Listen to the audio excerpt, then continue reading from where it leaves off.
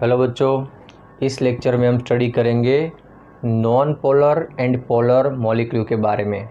उसके बाद में हम स्टडी करेंगे effect of electric field on electric dipole.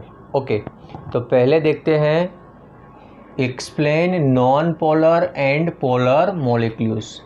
बच्चों, नॉन पोलर मॉलिक्यूल क्या होता है? तो देखिए, नॉन पोलर मॉलिक्यूल्स में आप नाम पे गौर कीजिए। Non polar it means it has no separate poles. Okay, उसका मतलब क्या होता है बच्चों? देखो, the centre of positive charges and negative charges coincide. A centre of positive charges and negative charges coincide, that is called non polar molecule. Like this, suppose ये एक positive charge का सेंटर है और नेगेटिव, दोनों कैसे हैं? Coincide हुए तो क्या होगा? ये नॉन पोलर मॉलिक्यूल बनेगा। बच्चों, नॉन पोलर मॉलिक्यूल के अंदर पॉजिटिव और नेगेटिव चार्ज के सेंटर कोइंसाइड होते हैं, इसलिए डिस्टेंस बिटवीन टू चार्जेस यानी 2a क्या होता है? 0। 2a मतलब distance in electric dipole. Okay, तो इलेक्ट्रिक डाइपोल का फॉर्मूला आप देख सकते हो, क्या होता है? 2a into Q. ओके, अगर 2a 0 होगा तो p क्या हो जाएगा? 0। It means dipole moment of non polar molecule will be 0। तो देखिए, dipole moment of non polar molecule क्या होगा? 0। उसका एग्जांपल आप जानते हो, CH4 है। ओके, अब बच्चों, जब हम इस नॉन पोलर मॉलिक्यूल को एक्सटर्नल फील्ड में प्लेस करते हैं तो क्या होता है? देखिए, सपोज ये हमारे पास एक एक्सटर्नल फील्ड है, हमने इसको यहाँ पे रख दिया तो होगा क्या? जो पॉजिटिव चार्ज है वो नेगेटिव की ओर और नेगेटिव चार्ज है वो पॉजिटिव की ओर अट्रैक्ट होगा। तो इलेक्ट्रिक फील्ड लाइंस जहाँ से निकलती है वो उस साइड में तो पॉजिटिव चार्ज होता है, तो इस साइड में क्या होगा? अपना जो नेगेटिव चार्ज है वो अट्रैक्ट होगा, और इलेक्ट्रिक फील्ड लाइंस जहाँ पे जाती है वो तो होता है नेगेटिव, तो उस साइड में कौन होगा? Positive. Due to opposite direction, displacement in opposite direction, there will be a development of electric dipole moment. मतलब कि जब हम नॉन पोलर मॉलिक्यूल को इलेक्ट्रिक फील्ड के अंदर प्लेस करते हैं तो डाइपोल मोमेंट डेवलप होती है। ओके बच्चों, नेक्स्ट स्टडी करेंगे व्हाट इज पोलर मॉलिक्यूल। देखिए, पोलर मॉलिक्यूल क्या होता है? The centre of positive charges and negative charges do not coincide. मतलब कि पॉजिटिव चार्ज और नेगेटिव चार्ज के बीच में कुछ डेफिनेट डिस्टेंस रहता है। ओके, अगर डेफिनेट डिस्टेंस होगा तो क्या होगा?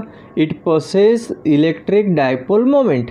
देखो, they have permanent electric dipole moment. इसका एग्जांपल है हमारे पास HCl। ओके बच्चों, तो ये सिंपल पॉइंट्स थे regarding non polar and polar molecule. Please note down.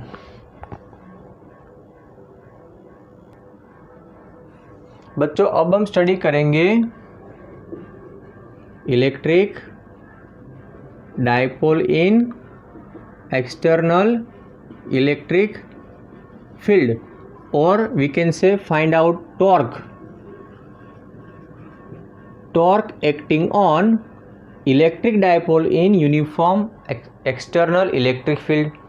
तो बच्चों, यहाँ पे सबसे पहले हम देखेंगे कि हमारे पास यहाँ पे एक यूनिफॉर्म इलेक्ट्रिक फील्ड है। चलो, यूनिफॉर्म इलेक्ट्रिक फील्ड का ड्राइंग करेंगे। तो ये हो गया यूनिफॉर्म इलेक्ट्रिक फील्ड, जिसमें फील्ड लाइंस पैरेलल में होती है और इक्वी डिस्टेंस पे होती है। बहुत बढ़िया। चलो, अब यहाँ पे प्लेस कर देंगे इलेक्ट्रिक डाइपोल। इलेक्ट्रिक डाइपोल में क्या होता है? तो एक तो होता है पॉजिटिव चार्ज, दूसरा होता है नेगेटिव चार्ज। चलो, ये हो गया हमारा पॉजिटिव चार्ज और ये हो गया नेगेटिव चार्ज। वेरी गुड बच्चों, जब हम चार्ज को कोई फील्ड में प्लेस करते हैं तो उसके ऊपर फोर्स लगता है। पॉजिटिव चार्ज के ऊपर फोर्स लगेगा फील्ड की डायरेक्शन में।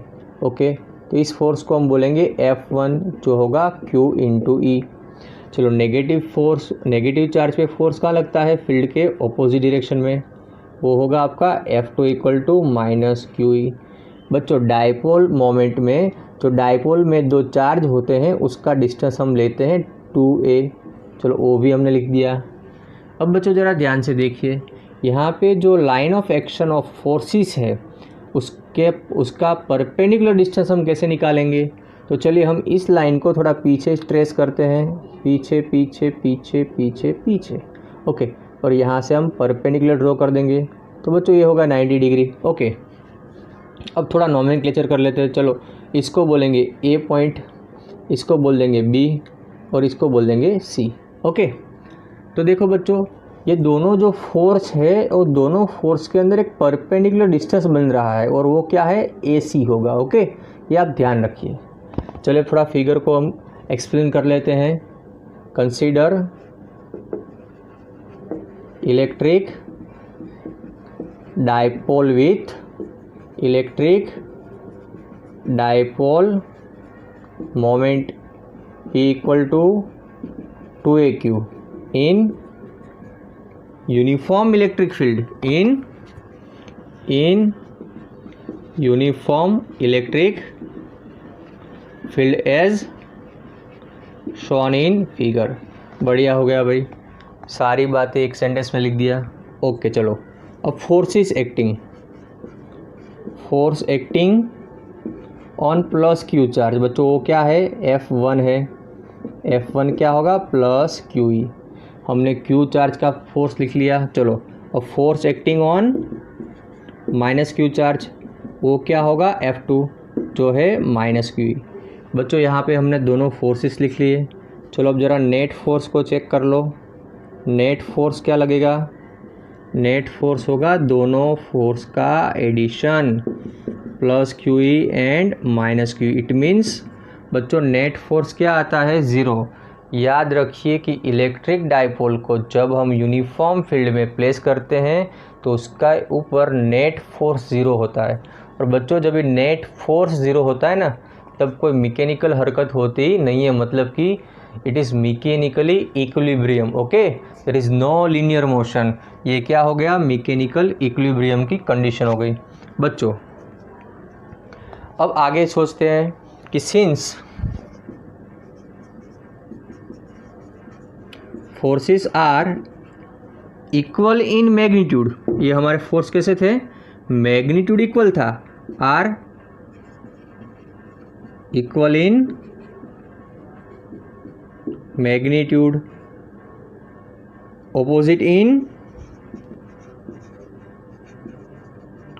Direction but not collinear.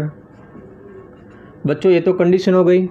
जब भी दो फोर्स इक्वल इन मैग्नीट्यूड होते हैं, ऑपोजिट इन डायरेक्शन होते हैं, but not collinear, then they possess torque, okay. सो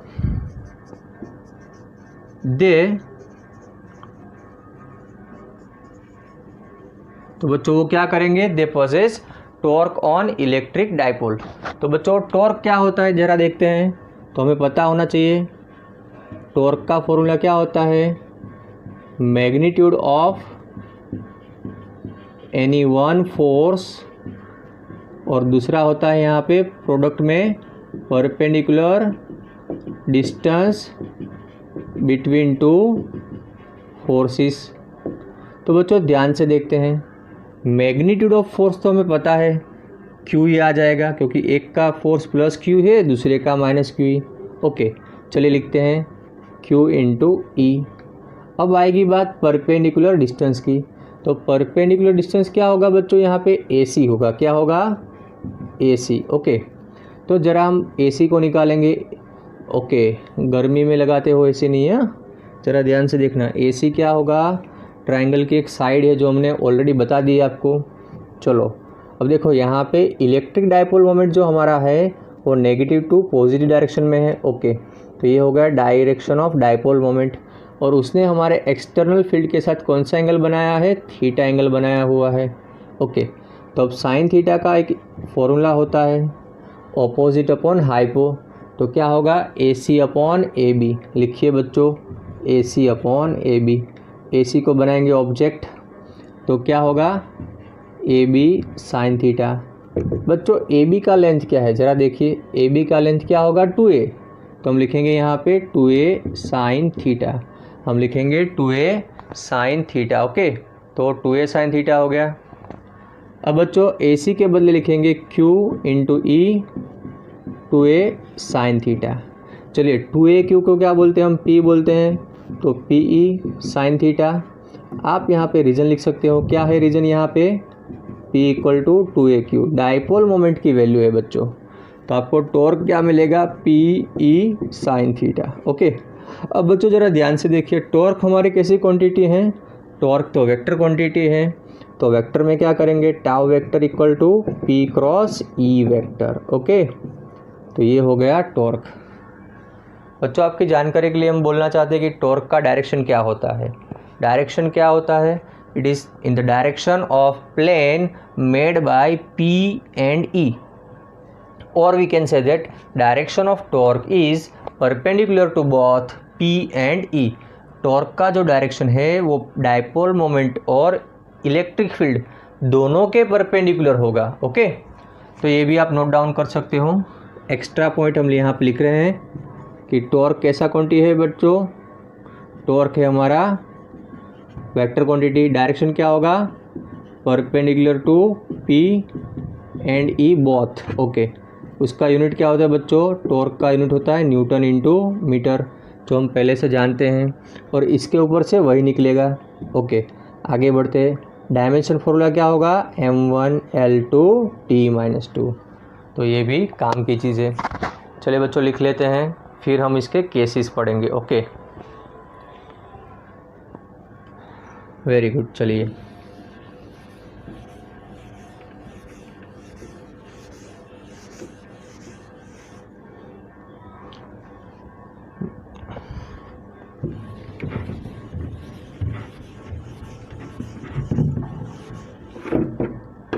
अब बात करते हैं केसेस। तो पहले तो हम लिखेंगे इक्वेशन, टॉर्क का इक्वेशन क्या है, p e साइन थीटा।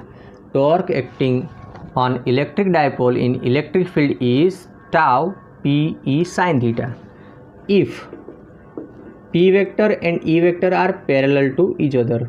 बच्चों अगर डाइपोल मोमेंट और इलेक्ट्रिक फील्ड सेम डायरेक्शन में होंगे तो थीटा का वैल्यू क्या आ जाएगा, 0। ओके, अगर थीटा का वैल्यू 0 आ जाएगा तो टॉर्क क्या बनेगा, तो टॉर्क बनेगा p e साइन 0। इसका मतलब टॉर्क हो जाएगा 0, मतलब कि कोई भी रोटेशन होगा नहीं। ओके, दूसरी एक बात, अगर p और e दोनों म्यूचुअली परपेंडिकुलर होंगे, बच्चों p और e दोनों म्यूचुअली परपेंडिकुलर होंगे तो क्या होगा, तो थीटा बनेगा 90 डिग्री। तो आपका टॉर्क क्या मिलेगा, p e sine 90। Okay, sine 90 का वैल्यू क्या होता है, 1, और साइन के टेबल में साइन 90 का वैल्यू मैक्सिमम होता है, तो यहाँ पे हम लिखेंगे टाउ मैक्सिमम p इंटू ई। तो ये हो गई दो इम्पोर्टेंट कंडीशन। ओके बच्चों, ये भी नोट डाउन कर लो, फिर हम नया पॉइंट पढ़ेंगे।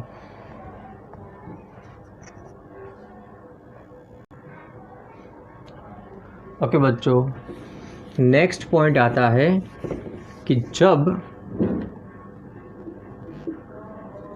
इलेक्ट्रिक डाइपोल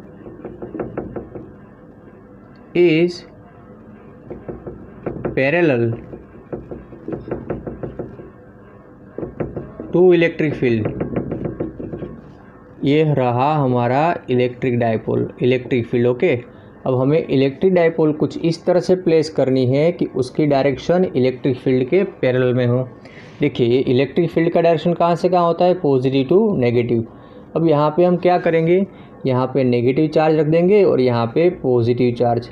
तो इस तरह से हमारा जो डाइपोल का डायरेक्शन है, डाइपोल मोमेंट का डायरेक्शन, वो भी कहाँ हो गया, इलेक्ट्रिक फील्ड के पैरेलल में हो गया।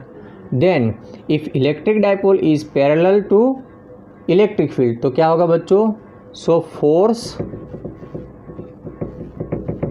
एक्टिंग टुवर्ड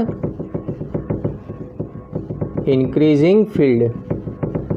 तो बच्चों इलेक्ट्रिक डाइपोल जो है वो टॉर्क एक्सपीरियंस नहीं करेगी, बट वो फोर्स एक्सपीरियंस करेंगी, और वो फोर्स कहाँ पे लगेगा, टुवर्ड्स द इंक्रीजिंग फोर्स। बच्चों क्यों, क्योंकि यहाँ पे देखो नेगेटिव और पॉजिटिव दोनों के बीच में एट्रैक्शन होगा, यहाँ पे पॉजिटिव नेगेटिव दोनों के बीच में क्या होगा, एट्रैक्शन होगा। ओके बच्चों, तो एट्रैक्शन फोर्स जिसका ज़्यादा होगा उसी तरह पे क्या होगा, उसका मूवमेंट होगा। यहाँ पे इस साइड में जहाँ पे सोर्स चार्ज होता है उस साइड में फोर्स ज़्यादा लगेगा, तो इंक्रीजिंग फोर्स फील्ड की ओर वो बढ़ेगा। अगर electric dipole is anti parallel okay to electric field, तो क्या होगा? तो बच्चों पहले डायरेक्शन को समझ लेते हैं। ये हो गया हमारा एक्सटर्नल फील्ड, ओके, +2 माइनस की डायरेक्शन में, और हमें एंटी पैरेलल में डाइपोल रखना है, तो यहाँ पे ले लेंगे प्लस और यहाँ पे ले लेंगे माइनस। देखिए डाइपोल का डायरेक्शन कहाँ से कहाँ होता है, नेगेटिव टू पॉजिटिव। अब देखो इलेक्ट्रिक फील्ड और डाइपोल, इलेक्ट्रिक फील्ड और डाइपोल दोनों का डायरेक्शन क्या है, एंटी पैरेलल, तो क्या होगा, force acting towards decreasing field. तो बच्चों कभी कभी ये दो कॉन्सेप्ट भी 2 मार्क्स के क्वेश्चंस में आते हैं, तो आपको खाली इतना ही याद रखना है कि अगर इलेक्ट्रिक डाइपोल का डायरेक्शन इलेक्ट्रिक फील्ड की डायरेक्शन में होगा, ओके, अगर इलेक्ट्रिक डाइपोल का डायरेक्शन इलेक्ट्रिक फील्ड की डायरेक्शन में है तो फोर्स, तो देयर मूवमेंट, उनका मूवमेंट कहाँ पे होगा, मूवमेंट होगा इंक्रीजिंग फील्ड की ओर। और अगर इलेक्ट्रिक डाइपोल का डायरेक्शन इलेक्ट्रिक फील्ड के एंटी पैरेलल में है तो उसका डिस्प्लेसमेंट या तो उसका मूवमेंट कहाँ पे होगा, डिक्रीजिंग फील्ड की ओर। ओके बच्चों, जिस डायरेक्शन में डाइपोल मूव होगी उसी डायरेक्शन में उसके ऊपर रिजल्टिंग फोर्स लगता होगा, ये आपको नोट करना चाहिए। तो आज के लेक्चर में इतना रखते हैं। Thank you very much.